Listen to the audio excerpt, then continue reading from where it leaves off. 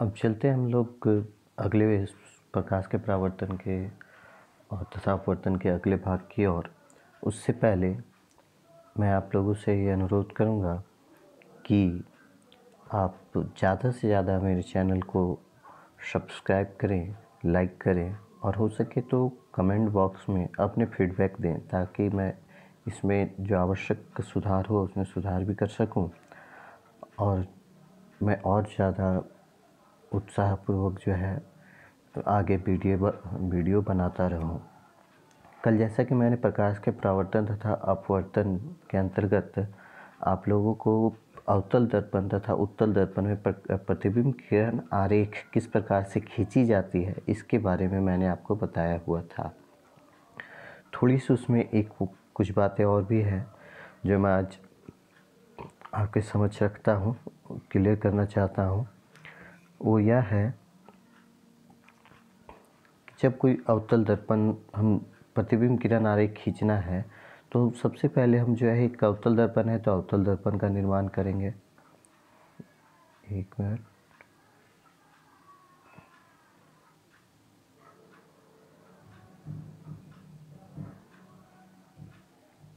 सबसे पहले अगर हम एक अवतल दर्पण का निर्माण करते हैं, उसके बाद मुख्य अक्ष का निर्माण करेंगे।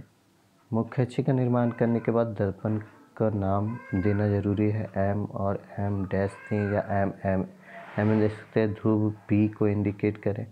और मोस्ट इम्पॉर्टेंट जो आपको ध्यान रखनी है वो कि फोकस, ध्रुव तथा फोकस के बीच की दूरी जितनी होगी उतनी ही दूरी फोकस और वक्रता केंद्र की होनी चाहिए। अर्थात जैसा कि हम लोगों ने पढ़ा है कि फोकस दूरी जो है वो वक्रता त्रिज्या की आधी होती है। इसलिए आप ध्यान रखें कि ये दूरी और ये दूरी दोनों बराबर होनी चाहिए। इस चीज़ का आप ध्यान रखें। तो आप प्रतिबिंब किरण आरेख खींचते समय जब आप अवतल दर्पण बनाएं तो फोकस और वक्रता केंद्र को दर्शाने के लिए आप स्केल का उपयोग करें और स्केल के एक पैमाने का उपयोग करें। जैसे 2-2 सेंटीमीटर के अंतराल पर आप ले सकते हैं फोकस और वक्रता केंद्र को, जिससे आपकी कोई भी त्रुटि नहीं होगी। बाद बाकी जैसा कि मैंने कल आपको समझाया था, ठीक उसी प्रकार से आपको प्रतिबिंब किरण आरेख खींचना है। अब हम लोग चलते हैं आज के आगे की वीडियो की ओर। अब आज हम लोग जो है वो अध्ययन करेंगे अवतल दर्पण के उपयोग और उत्तल दर्पण के उपयोग क्या है। अवतल दर्पण के उपयोग क्या है और उत्तल दर्पण के उपयोग किस प्रकार से किए जाते हैं, तो इसके लिए आप ध्यान देंगे कि किस प्रकार से जो है इनका उपयोग किया जाता है।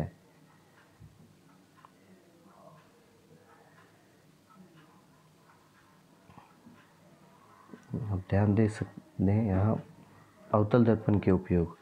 अवतल दर्पण के उपयोग जो है वह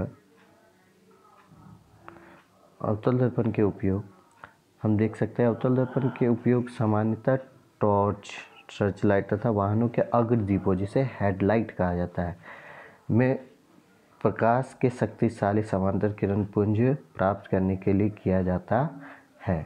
इसका अर्थ क्या है? टॉर्च आपने देखा होगा, टॉर्च के अग्रभाग को देखें तो कुछ इस प्रकार से इसके आंतरिक बनावट होती है, जहाँ इस छोर पर बल्ब होती है और ये जो कर्व आपको दिखाई दे रहा है ये कर्व अवतलीय कर्व होते हैं। जब इससे निकलने वाली समांतर किरणें होती हैं तो जब इन पर पड़ती है तो वो अभिसरित हो जाती है, इन पर पड़ने पर अभिसरित होती है, जिससे ये दूर तक जाती है।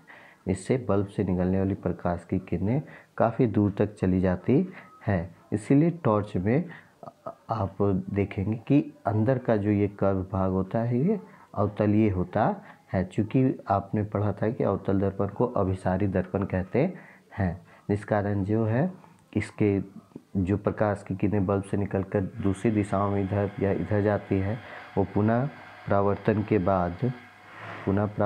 बाद जो है वो इस ओर अभिसरित होकर फोकस की ओर अभिसरित होकर जो है मुख्य अक्ष के समांतर चली जाती है, जिससे टॉर्च की लाइट जो है वो काफ़ी दूरी तक चली जाती है।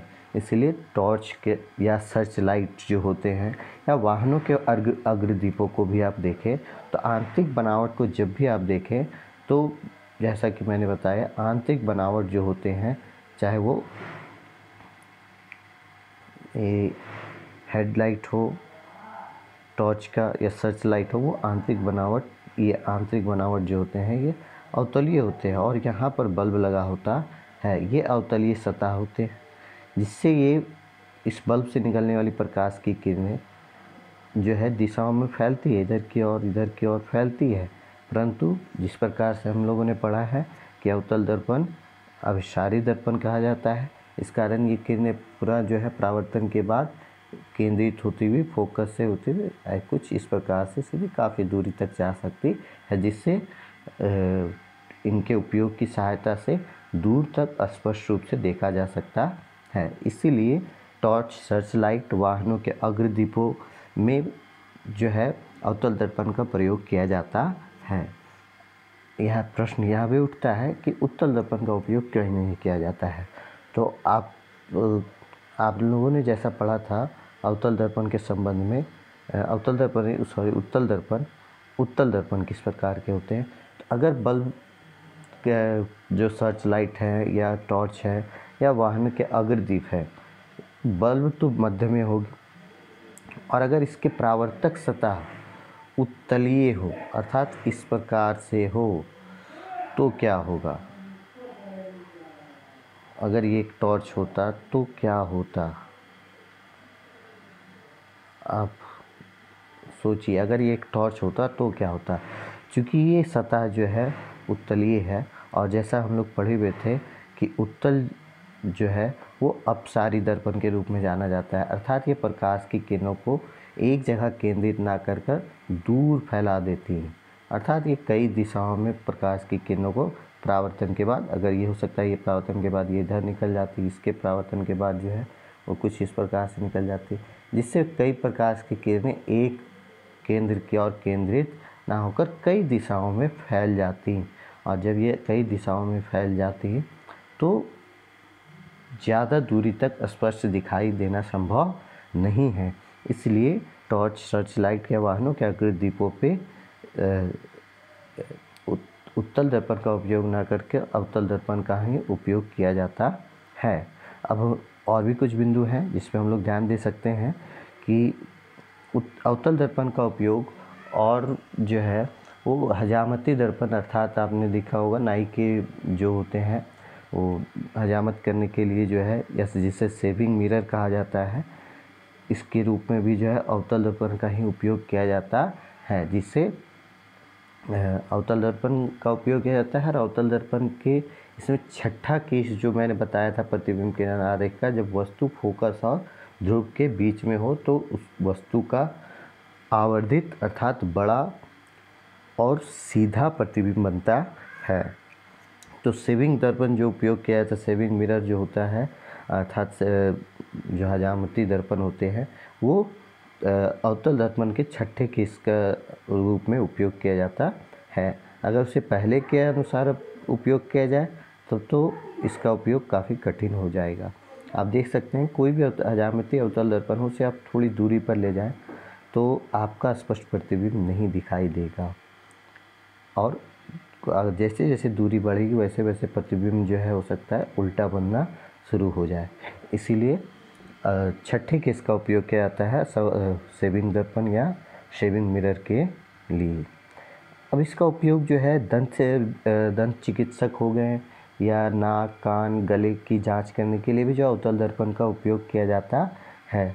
क्योंकि अवतल दर्पण के प्रयोग द्वारा जो है डॉक्टर जो है कि इसके आवर्धित प्रतिबिंब देख पाते हैं, जो अवतल दर्पण के छठे केस का ही उपयोग करती है। इसलिए जो है दंत चिकित्सकों द्वारा या कान के डॉक्टर हैं, नाक के हैं, गले के हैं, इनके द्वारा अवतल दर्पण का प्रयोग किया जाता है।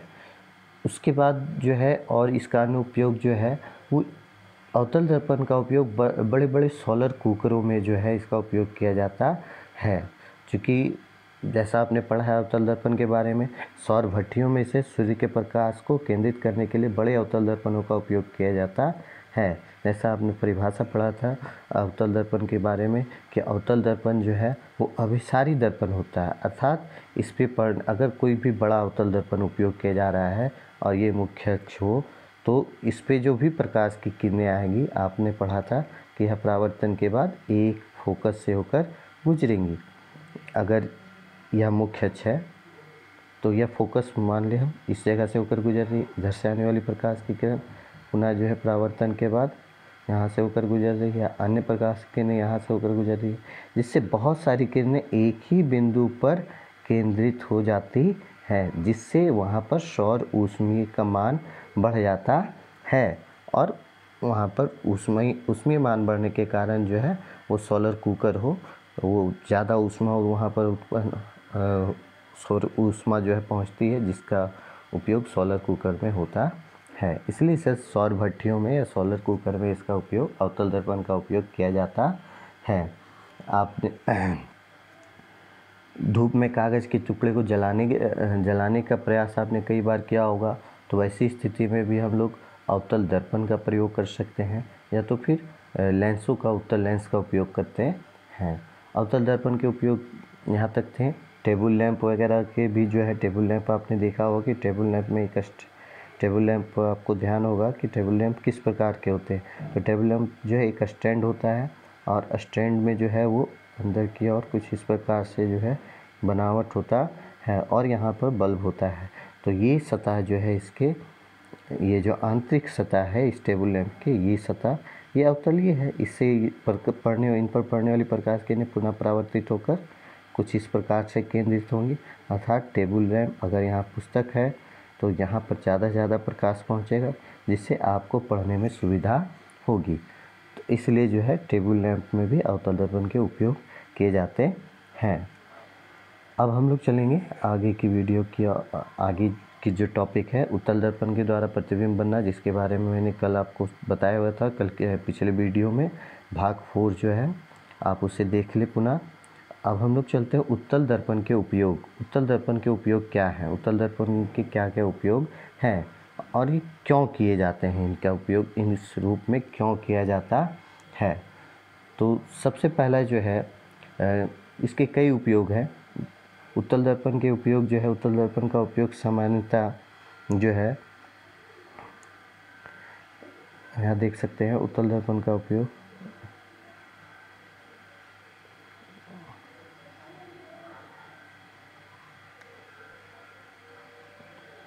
हम देख सकते हैं। उत्तल दर्पण का उपयोग जो है वाहनों के पश्च दृश्य दर्पणों के रूप में किया जाता है। पश्च दृश्य अर्थात साइड मिरर के रूप में। आपने देखा होगा कि वाहनों के बगल में जो वाहन होते हैं, तो वाहन के बगल में जो है एक साइड मिरर होता है, लुकिंग ग्लास, ये साइड मिरर होते हैं।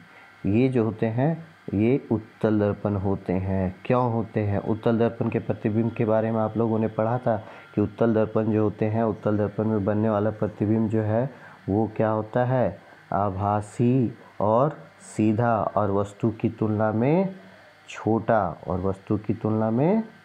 छोटा होता है। अर्थात इस पोजीशन पर अगर किसी वस्तु का प्रतिबिंब बनना है और वस्तु इधर क्यों ना इतनी बड़ी हो, परंतु इस वस्तु का प्रतिबिंब जो है फोकस पर जो प्राप्त होगा वो काफ़ी छोटा प्राप्त होगा। कहाँ वस्तु इतनी बड़ी है और उसका बनने वाला प्रतिबिंब इतना छोटा होगा। अर्थात उत्तल दर्पण में बनने वाला प्रतिबिंब आभासी और वस्तु की तुलना में काफ़ी छोटा होता है।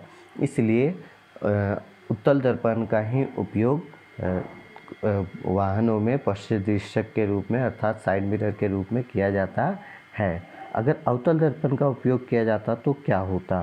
तो अवतल दर्पण के केस के बारे में हम लोगों ने पढ़ा है कि अवतल दर्पण में बनने वाले प्रतिबिंब जो है वो वास्तविक तथा उल्टी होती है। अर्थात अगर ऐसा हो कि किसी वाहन में, अगर ये मान लीजिए एक वाहन है, ये वाहन जो है सड़क पे गतिमान है या सड़क है, अगर इस वाहन में जो है अवतल दर्पण का उपयोग किया जाए तो इसके पीछे के जो वाहन हैं, इसके पीछे के वाहन इसे जो है वो ऊपर की ओर चलते हुए उल्टा पर दिखाई देगा जो वाहन चालक होंगे। इससे दुर्घटनाएं हो सकती हैं और वाहन चालक को काफ़ी असुविधाएं हो सकती हैं। इसीलिए उत्तल दर्पण का ही उपयोग किया जाता है। उत्तल दर्पण के उपयोग वाहनों के पश्च दृश्य के रूप में किया जाता है। ये दर्पण वाहन के क्या करते हैं, तो साइड में लगे होते हैं, जैसा कि मैंने आपको बताया। ड्राइवर अपने पीछे के वाहनों को देख सकता है, जिससे वे सुरक्षित रूप से वाहन को चला सकते हैं। उत्तल दर्पण इसलिए किया जाता है, इसको प्राथमिकता क्यों दी जाती है, जैसा कि मैंने आपको बताया। इससे बनने वाला प्रतिबिंब सदैव सीधा होता है और यद्यपि काफ़ी छोटा होता है। इसलिए जो वाहन चालक है अपने पीछे के बहुत बड़े विस्तृत क्षेत्र को दर्पण में देख सकता है, जिसकी सहायता से वो काफ़ी सुविधाजनक रूप से वाहन को चला पाता है। इसलिए उत्तल दर्पण का उपयोग किया जाता है। एक प्रश्न पूछा जाता है 3 नंबर में कि उत्तल दर्पण का उपयोग पश्च दृश्यक के रूप में क्यों किया जाता है। तो वैसी स्थिति में आपको यही परिभाषाएं, यही जो बिंदु मैंने आपको समझाया, इसी का वर्णन करना है। अन्य उपयोग क्या है और कहाँ उपयोग किया जाता है उत्तल दर्पण का, तो अब देखिए कहाँ हमें आवश्यकता है कि जहाँ अपसरित प्रकाश की आवश्यकता हो। तो आप ध्यान दें, अपसरित प्रकाश हमें कहाँ चाहिए होते हैं। आपको ध्यान होगा स्ट्रीट लाइट जो होते हैं, जो लगे होते हैं पोल में, जो स्ट्रीट के पास लगे होते हैं, तो आप देखिएगा उसका जो अंदर का सतह होता है वो किस प्रकार का होता है। अंदर का सतह जो है उसका उत्तलीय होता है। इसके अंदर जो भी बल्ब लगे होते हैं, इससे निकलने वाले प्रकाश की किरणें जब इससे टकराती हैं तो वो काफ़ी दिशाओं में दूरी तक फैल जाती हैं, जिसलिए जो है स्ट्रीट लाइट में जो है, ये सड़क अगर है तो ये स्ट्रीट लाइट है, अगर एक इधर और एक स्ट्रीट लाइट उपयोग किया जाए तो इनसे निकलने वाले प्रकाश काफ़ी दूरी तक फैल जाती है और दूरी तक जो है रोशनी पहुंच जाती है। इसलिए अब स्ट्रीट लाइट में उत्तल दर्पण का उपयोग किया जाता है। अब और इनके उपयोग कहाँ किए जाते हैं, तो साइड मिरर के बारे में मैंने बताया, क्यों किया जाता है। इसी प्रकार से जहाँ हमें प्रकाश को अपसरित करने की आवश्यकता है वैसे स्थान पे उत्तल दर्पण का उपयोग किया जाता है, और जहाँ प्रकाश को अभिसरित करने की आवश्यकता है वहाँ उस स्थान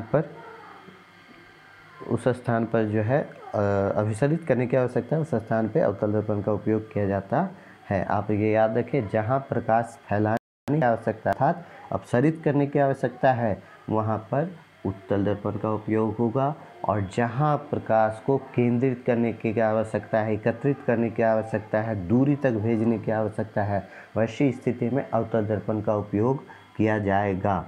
तो आप अपने आसपास में बहुत सारे जैसे वाहन है, साइड मिरर है, चाहे वो साइकिल में लगने वाला छोटा सा मिरर क्यों ना हो, या फिर 2 पहिया वाहनों में लगने वाला मिरर हो, 4 पहिया वाहनों में लगने वाले मिरर हो, इन सभी में जो है उत्तल दर्पण का उपयोग किया जाता है। और इनके जो हेडलाइट्स होते हैं या सर्च लाइट्स होते हैं, इनमें अवतल दर्पण का उपयोग किया जाता है। आशा है कि आप इनके उपयोग के बारे में अब स्पष्ट रूप से समझ चुके होंगे। अब जो है हम लोग चिन्ह परिपाटी की ओर चलेंगे कि किस प्रकार से जो है, जिसे दर्पण सूत्र है, और दर्पण सूत्र की सहायता से कुछ प्रश्न जो है आपको हल करने के लिए आते हैं 3 नंबर के, इसलिए इसे समझना काफ़ी आवश्यक है। तो आप ध्यान दें, अब हम लोग चिन्ह परिपाटी की ओर बढ़ेंगे। उससे पहले आप देख सकते हैं ये 4 क्वेश्चन है।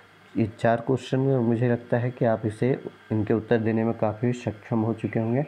अवतल दर्पण के मुख्य फोकस की परिभाषा, तो मैंने पिछली वीडियो में अवतल दर्पण के मुख्य फोकस की परिभाषा दी हुई थी।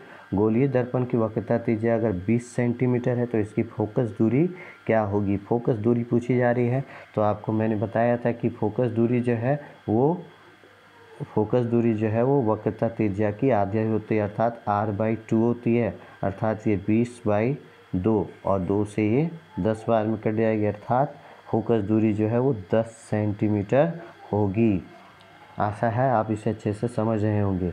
अब अगला प्रश्न है, उस दर्पण का नाम बताइए जो बिंब का सीधा तथा आवर्धित प्रतिबिंब बना सके।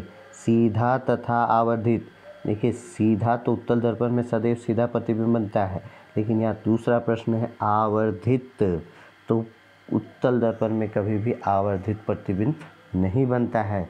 तो आप ध्यान दें कि मैंने उत्तल दर्पण के 6 केसेस बताए थे, उसमें 6 केसेस में एक केस जो था छठा केस या कुछ बुक के अनुसार जो इसे पहला केस ऑर्डर चेंज कर दिया जाता है, तो पहला केस होता है, यह केस क्या था कि जब वस्तु अर्थात बिंब फोकस और ध्रुव के मध्य में हो, तो ऐसी स्थिति में बनने वाला प्रतिबिंब आभासी, सीधा और आवर्धित अर्थात वस्तु की तुलना में बड़ा होता है। अर्थात इस प्रश्न का उत्तर क्या हो जाएगा?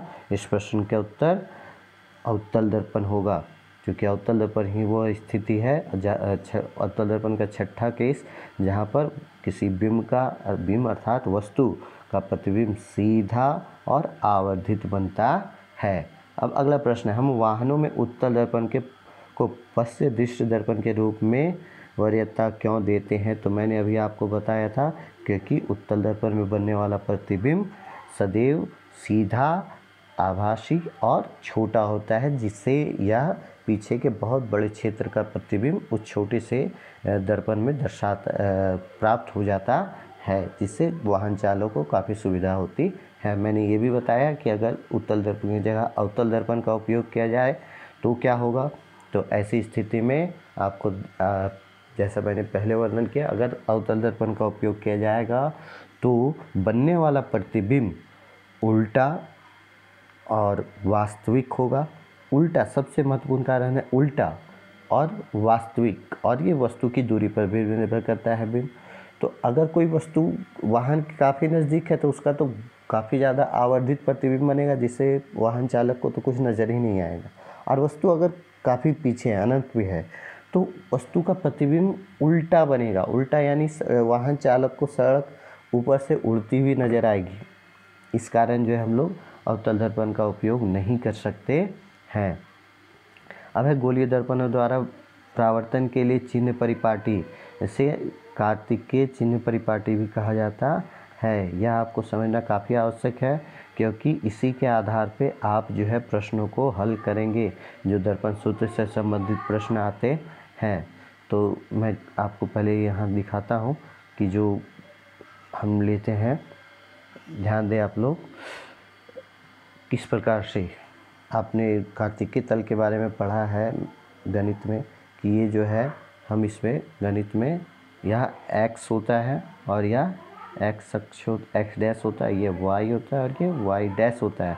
आपको याद होगा कि x अक्ष पे दर्शाए जाने वाले सभी वैल्यूज़ जो होते हैं वो पॉजिटिव अर्थात धनात्मक होते हैं, और x डैश पे दर्शाए जाने वाले सभी वैल्यू ऋणात्मक होते हैं, नेगेटिव होते हैं। y पे दर्शाए जाने वाले सभी वैल्यू पॉजिटिव और y डैश पे दर्शाए जाने वाले सभी वैल्यू नेगेटिव होते हैं।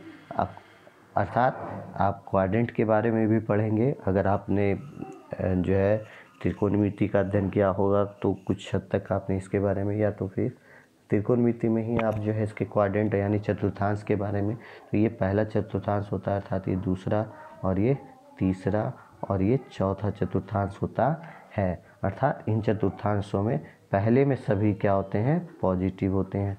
दूसरे में भी सभी, दूसरे में क्या होते हैं? जो ऊपर की ओर है वो पॉजिटिव और जो इस पर होंगे वो नेगेटिव होंगे, और यहाँ जो नीचे की ओर है या इस दूरी पे है, इस पर आधारित है, वो दोनों के दोनों माइनस होंगे। मैं इसे फिर से चारों क्वाड्रेंट को आपको दर्शा दूँ। चारों क्वाड्रेंट के बारे में मैं फिर से आपको खींच कर बता देता हूँ। जैसे ये हो गए, ये फर्स्ट क्वाड्रेंट है, तो यहाँ पर जो है ये पॉजिटिव और पॉजिटिव, पहला पॉजिटिव किसे दर्शाता है? तो एक्स अक्ष को। दूसरे क्वाड्रेंट में हम लोग चलेंगे तो यहाँ जो होगा एक्स जो होगा वो माइनस होगा और वाई जो होगा वो प्लस होगा। और थर्ड क्वाड्रेंट में अगर हम लोग देखेंगे तो एक्स और वाई दोनों के वैल्यू क्या होंगे? यहाँ पर ऋणात्मक होंगे। और चौथे में चलेंगे तो एक्स का वैल्यू पॉजिटिव और वाई का वैल्यू नेगेटिव होता है। अर्थात इसी का उपयोग जो हम लोग करेंगे। तो अब मुझे आशा है आप जो इस पीडीएफ में दिया गया है चिन्ह परिपाटी, आप इसे ध्यान से देखें और समझने का प्रयास करें कि यहाँ पर क्या बताया गया है। इस चिन्ह परिपाटी को हम लोग अध्ययन करेंगे। अब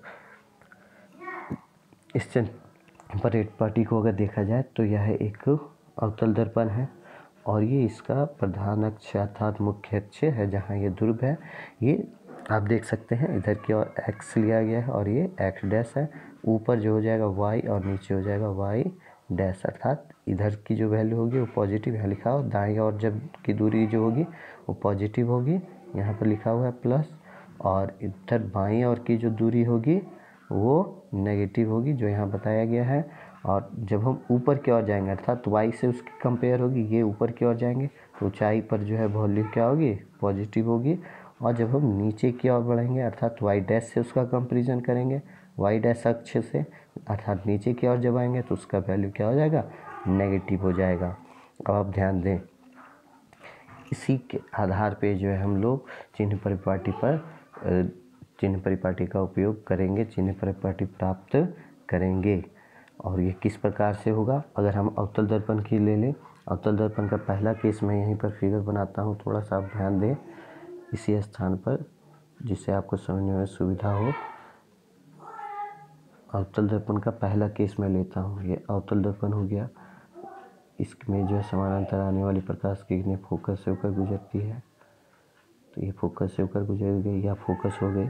आपको याद होगा कि ये जो है अनंत पर कोई वस्तु स्थित है, वस्तु की दूरी इस अक्ष पर अर्थात यहाँ है x अक्ष पे, तो वैल्यू क्या होगा, पॉजिटिव।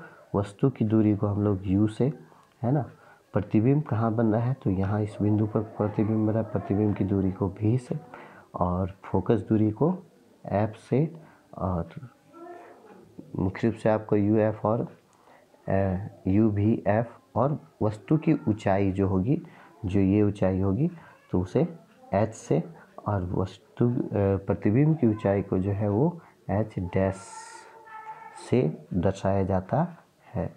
एक बार फिर से ध्यान दें सभी,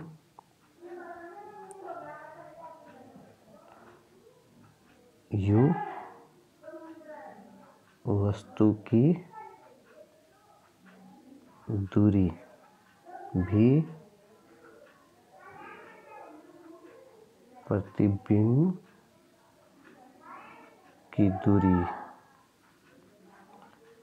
f फोकस दूरी, h वस्तु की ऊंचाई।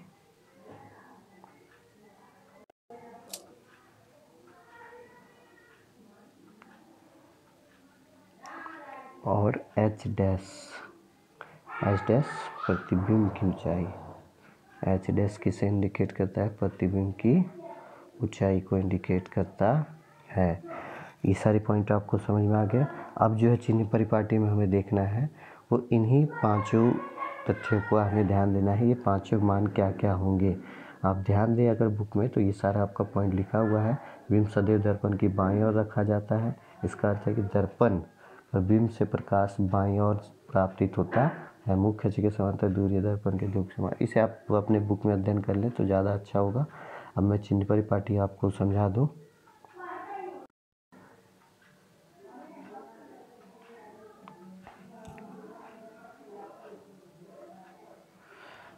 जब अवतल दर्पण हो, अवतल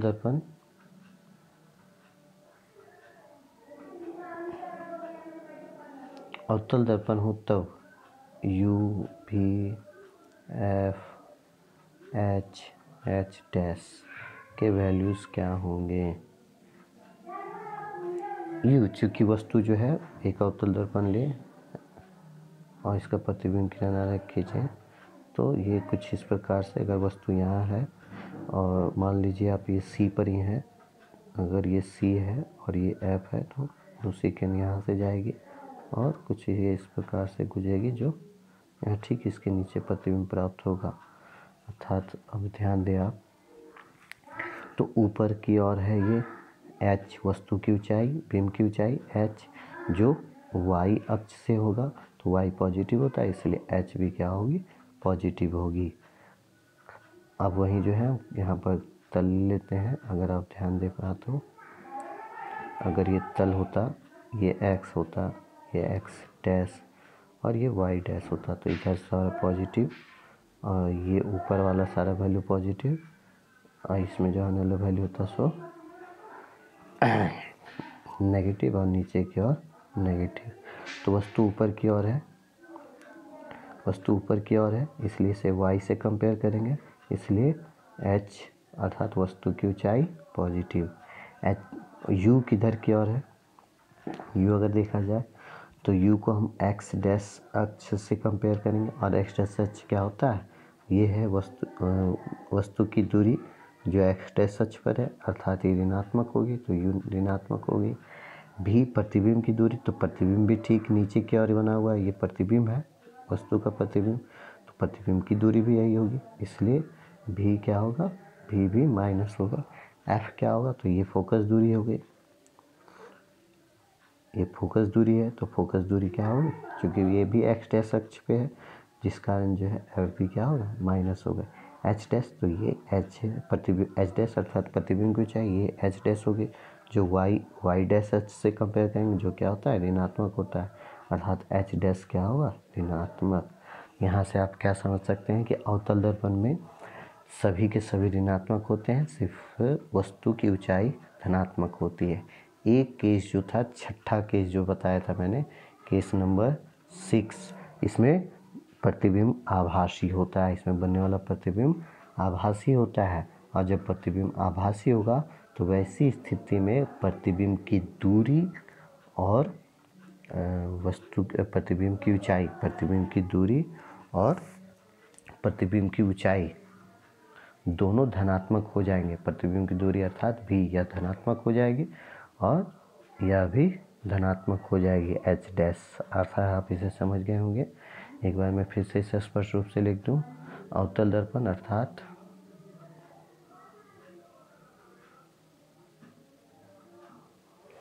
अवतल दर्पण होने की स्थिति में u v f h dash और भी मैं ले लेता हूँ, क्योंकि कहीं कहीं आपको ये पूछा जाएगा। तो u होगा ऋणात्मक, v भी ऋणात्मक, f भी ऋणात्मक, h धनात्मक, h डैश ऋणात्मक और r भी ऋणात्मक अवतल दर्पण में। और इसका जब छठा केस हो जाएगा तो वैसी स्थिति में h डैश जो है वह धनात्मक और जो है भी आपका धनात्मक हो जाएगा, अर्थात प्रतिबिंब की दूरी, ये दोनों में परिवर्तन आएगा। और ये सिर्फ छठा केस होने पर ही लागू होता है, नहीं तो आप इसे शॉर्ट में याद रख सकते हैं कि अवतल दर्पण में h सिर्फ धनात्मक होगा, बाद बाकी u v f h dash r ये सभी ऋणात्मक होंगे अवतल दर्पण में। अब हम लोग चलते हैं उत्तल दर्पण की ओर। उत्तल दर्पण कुछ इस प्रकार से होते हैं, मैं एक आपको दिखा देता हूँ। उत्तल दर्पण, ये उत्तल दर्पण है, तो ये इसका मुख्य अक्ष अर्थात प्रधान अक्ष होता है। आपने पढ़ा था उत्तल दर्पण की फोकस काल्पनिक होती है अर्थात दर्पण के पीछे होती है और वक्रता केंद्र भी दर्पण के पीछे होती है, अर्थात अगर वस्तु इस स्थान पर स्थित है तो वैसी स्थिति में जब इस वस्तु का प्रतिबिंब किरण आरेख खींचा जाए तो हमें प्राप्त होने वाला प्रतिबिंब कहाँ, किस स्थान पर प्राप्त होगी। जैसे ये है तो ये परावर्तित है, तो ये परावर्तित होकर फोकस से होकर गुजर रही है मान लीजिए, और दूसरा जो है आपका यह प्रतीत होगा कि वक्रता केंद्र से होकर गुजर रही है। तो ये किरण एक दूसरे को लगभग फोकस पे काट रही है। आप इसे समझ लें कि जैसा मैंने बताया था इस स्थान पर काटेगी, तो प्रतिबिंब यहाँ प्राप्त हो रहा है। तो वस्तु इधर की ओर x डैश होगा जो ऋणात्मक होता है, इधर x अक्ष है जो धनात्मक होता है, और नीचे की ओर अगर देखें तो ये y डैश होता है जो ऋणात्मक होता है, ऊपर की ओर y होता है जो धनात्मक होता है। अब हम यहाँ पर अगर ध्यान दें तो ये वस्तु है, अर्थात ये वस्तु की ऊंचाई जो y अक्ष से कंपेयर की जाएगी, अर्थात वस्तु की ऊंचाई h जो है हो जाएगी धनात्मक। ये वस्तु की दूरी है, तो वस्तु की दूरी x डैश अक्ष से कंपेयर की जाएगी, अर्थात u जो है वो आपका हो जाएगा ऋणात्मक। और अब अन्य को देखें तो चूँकि फोकस इधर की ओर है, जो x अक्ष पे है और x होती है धनात्मक, अर्थात यहाँ पर f की जो वैल्यू हो जाएगी वह धनात्मक। r भी यही है तो r भी x अक्ष पर, इसलिए r की वैल्यू भी क्या हो जाएगी धनात्मक। अब प्रतिबिंब जो हमें प्राप्त हुई है वो प्रतिबिंब कहाँ प्राप्त हुई, तो ये प्रतिबिंब है, अर्थात प्रतिबिंब की दूरी ये हो गई जो x अक्ष पर है और x होता है धनात्मक, अर्थात भी जो है वो क्या होगा धनात्मक होगा।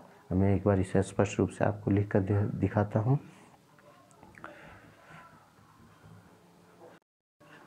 उत्तल दर्पण में है ना, उत्तल दर्पण में u 1 मिनट, उत्तल दर्पण में u v f r h और h डैश इनकी वैल्यूज़ जो है चिन्ह परिपाटी इनकी क्या होती है, ये आपको याद रखना काफ़ी आवश्यक है। जो दर्पण सूत्र से जो प्रश्न सॉल्व करने के लिए आते हैं उसके लिए काफ़ी ज़्यादा आवश्यक होता है चिन्ह परिपाटी को याद रखना। थोड़ी सी गड़बड़ी और आपकी सारी मेहनत जो है वो ख़राब हो जाएगी। और एक प्रश्न जो है आपके दर्पण सूत्र से या तो लेंस सूत्र से फाइनल अर्थात एनुअल एग्जामिनेशन में भी आते हैं, इसलिए आप इसे अच्छे से समझिए चिन्ह परिपाटी को। अब हम देख सकते हैं कि u, तो u जो है वो वस्तु की दूरी होती है, तो वस्तु की दूरी यहाँ क्या होगी ऋणात्मक। उत्तल दर्पण में v जो है जैसा भी हमने पीछे समझाया था, v जो है वह क्या हो जाएगी धनात्मक, f क्या हो जाएगी धनात्मक, r क्या होगा धनात्मक, h क्या होगा धनात्मक और h डैश क्या होगा यह भी धनात्मक। ये आप कंपेयर करें तो ये है उत्तल दर्पण, ये किसको इंडिकेट करते हैं, ये उत्तल दर्पण के लिए है, उत्तल दर्पण।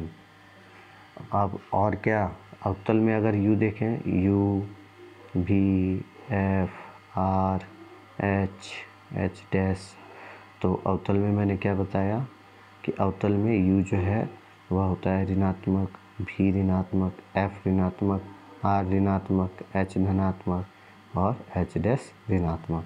आप देख सकते हैं कि अवतल में सिर्फ h धनात्मक हो रहा है, बाद बाकी सभी के सभी ऋणात्मक, और उत्तल दर्पण में सिर्फ जो है u ऋणात्मक है, बाद बाकी सभी के सभी धनात्मक होते हैं। आशा है आप इसे अच्छे से समझ गए होंगे इस चिन्ह परिपाटी को, जो आपको दर्पण सूत्र से जो संबंधित प्रश्न आते हैं उसे हल करने में काफ़ी ज़्यादा सहायक होंगे। अगर आप थोड़ी सी चिन्ह परिपाटी का जो है समझने में मिस्टेक कर दें तो आपके प्रश्न जो आप हल करने का प्रयास करेंगे वो आने वाले आंसर में त्रुटि हो जाएगी। इसलिए आप इससे चिन्ह परिपाटी को अच्छे से समझें। आशा है आप सभी को यह अच्छे से समझ में आ गया होगा। अब इसके आगे के पॉइंट जो है कुछ प्रश्न को किस प्रकार से हल करना है, इन सभी के बारे में जो है अगले वीडियो में आपको शेयर करेंगे।